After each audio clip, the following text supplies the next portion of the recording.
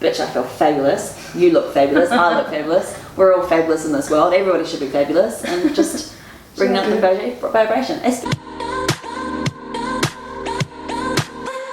Hi guys, my name is Richa, and you know that. This is my friend Abbie, and she's a Chinese medicine practitioner and acupuncturist. I never knew anything about acupuncture or Chinese medicine till I moved to Australia 2 years ago, and since then I've just been really mesmerized by it, because when I used to live in America I just never met anybody who did it, practiced it, or had ever been needled. So this has been a whole new world opening up to me. So what we're doing today is asking Abbie a few questions, general questions about acupuncture, Chinese medicine, and whatever else she wants to tell us. So I guess first question, very basic to everyone out there, what is Chinese medicine and acupuncture? Oh, big question. I know. So much that it can go into. I know. So Chinese medicine's about 4,000 years old, based on ancient culture of the actual Chinese people back in the day, and it's basically based upon an observation of the human.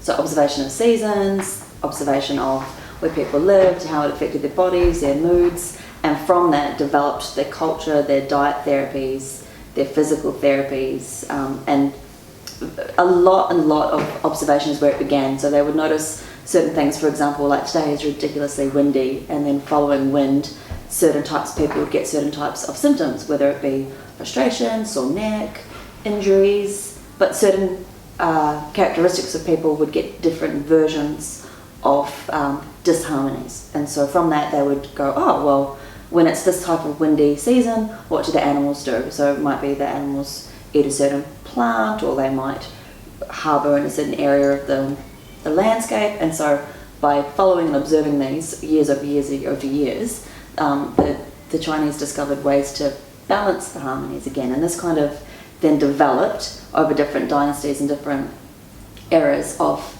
it started with Tweener. It's effectively like pressure points, different points of the body. It's also like manipulating muscles. It's trying to reinvigorate the systems of meridians, which we say pertain to health systems, rebalance those so the body rebalances itself.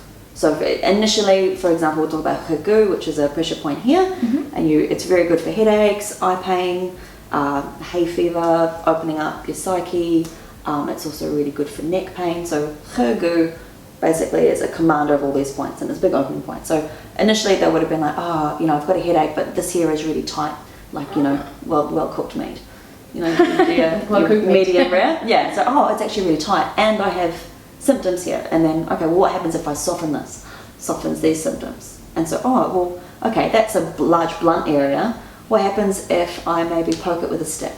And then the stick became finer, and the bamboo became finer, and it became a needle, and all sorts of different systems were discovered. So over thousands of years, it's been more and more refined by different Chinese scientists and doctors over the years. And they all had different specialties as to what they discovered via the practice of medicine.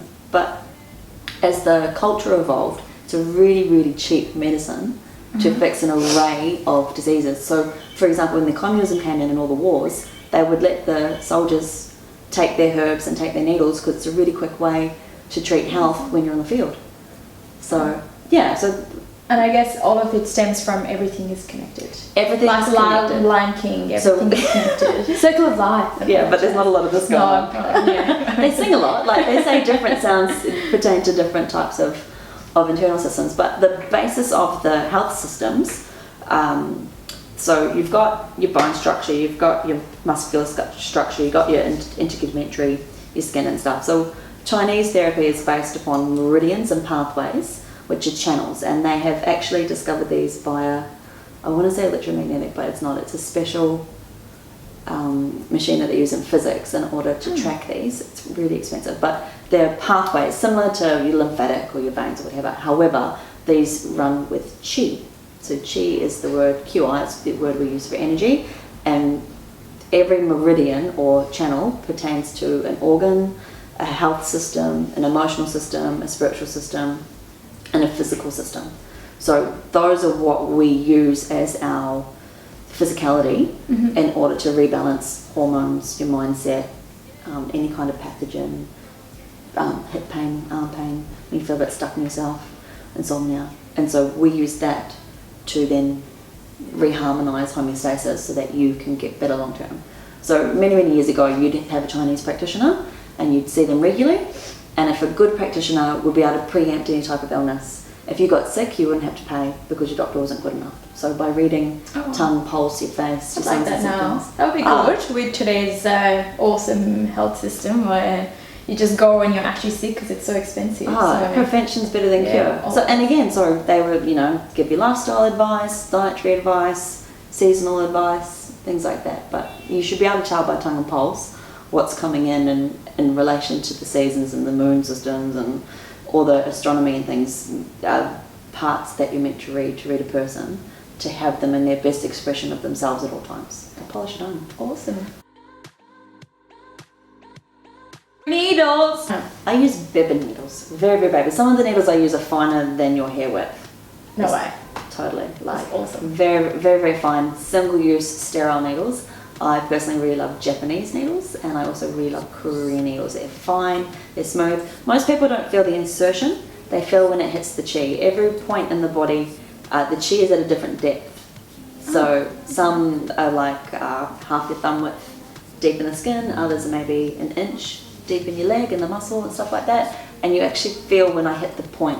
So because it's an internal measurement, I can feel when the chi hits on you at the acupoint, and it pulls and sucks the needle, I can feel the sensation, and every point feels different. Some feel like a dead leg when the chi hits, others feel like a hot paper cut. Sometimes you might feel which is so strange to describe as a sensation, but is actually a sensation, especially when you're working around the Ren channel.